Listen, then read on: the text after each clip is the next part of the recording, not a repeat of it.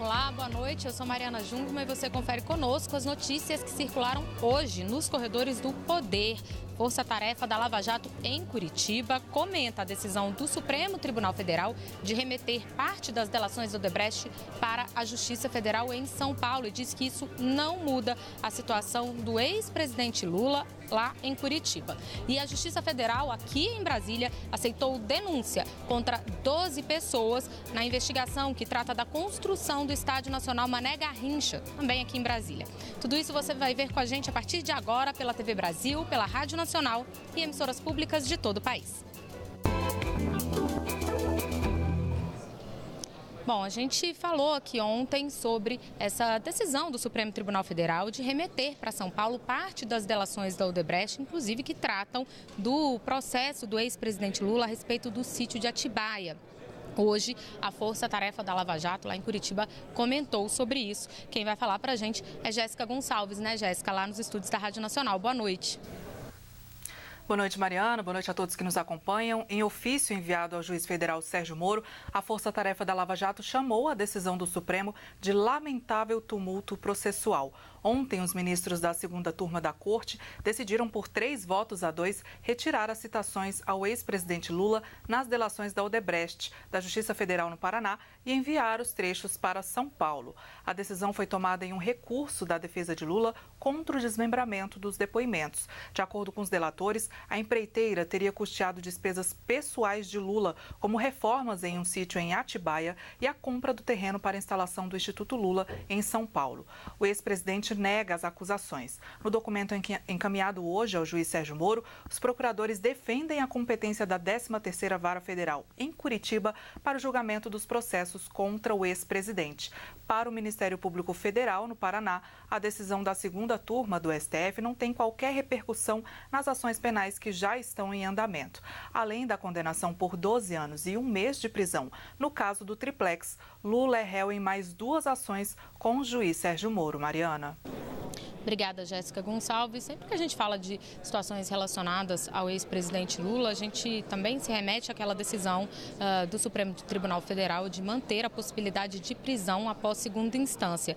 E aí, eu vou falar então com a Carolina Pimentel na redação da Agência Brasil, porque, Carol, o PEN, aquele partido que tinha movido uma ação justamente sobre essa questão da prisão em segunda instância, desistiu hoje de pedir uma liminar sobre isso, né?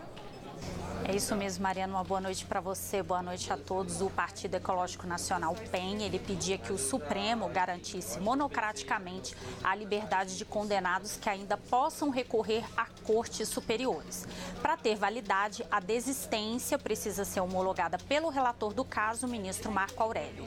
Ao justificar a desistência, o partido alega que o pedido de liminar é inoportuno no atual quadro dos acontecimentos, além de concordar com o parecer da Procuradoria-Geral da República contra a revisão do entendimento. Ainda há um pedido semelhante feito pelo PCdoB no Supremo para que a Corte reveja a decisão tomada em 2016, que autoriza a prisão após o fim dos recursos na segunda instância. Dessa forma, seria derrubado então o resultado do julgamento que negou o habeas corpus para evitar a prisão do ex-presidente Luiz Inácio Lula da Silva. O ministro Marco Aurélio encaminhou o pedido para julgamento em plenário. Mas, até o momento, a presidente do STF, ministra Carmen Lúcia, indicou que não deve pautar o tema. Mariana.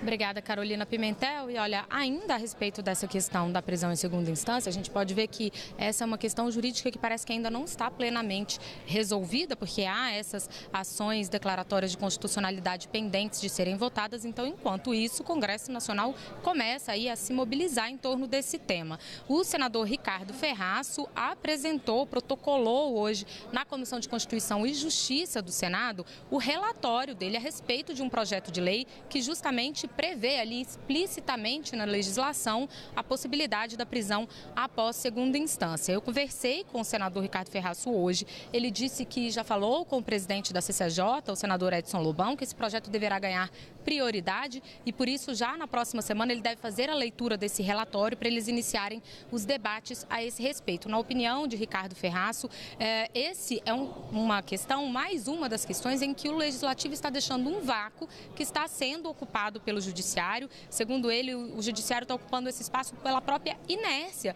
dos parlamentares em tomarem decisões a esse respeito. Então, por isso, ele disse que acha que cabe justamente ao Poder Legislativo tomar uma definição sobre a questão da prisão após a segunda instância. E aí, na opinião dele, isso deve ser explícito em lei, porque aí esse projeto acabaria com o que ele chama de uma infinidade de recursos que só servem para estimular ali a impunidade e que promoveram, na opinião dele, uma farra aí desses recursos. Vamos ver como é que vai ser a receptividade dos colegas dele na Comissão de Constituição e Justiça e no plenário do Senado sobre esse assunto a partir da semana que vem, que é quando eles vão começar a discutir isso. Bom, então eu sigo no nosso noticiário. Hoje foi dia de mais uma operação contra milícias no Rio de Janeiro. Maurício de Almeida, lá na redação da TV Brasil, é quem conta pra gente, né, Maurício? Boa noite. Olá, Mariana, boa noite. 100 policiais civis participaram da operação que foi chamada de nocaute, que tinha como objetivo combater uma milícia que atua na zona oeste do Rio de Janeiro, que, segundo a polícia, é a maior do estado.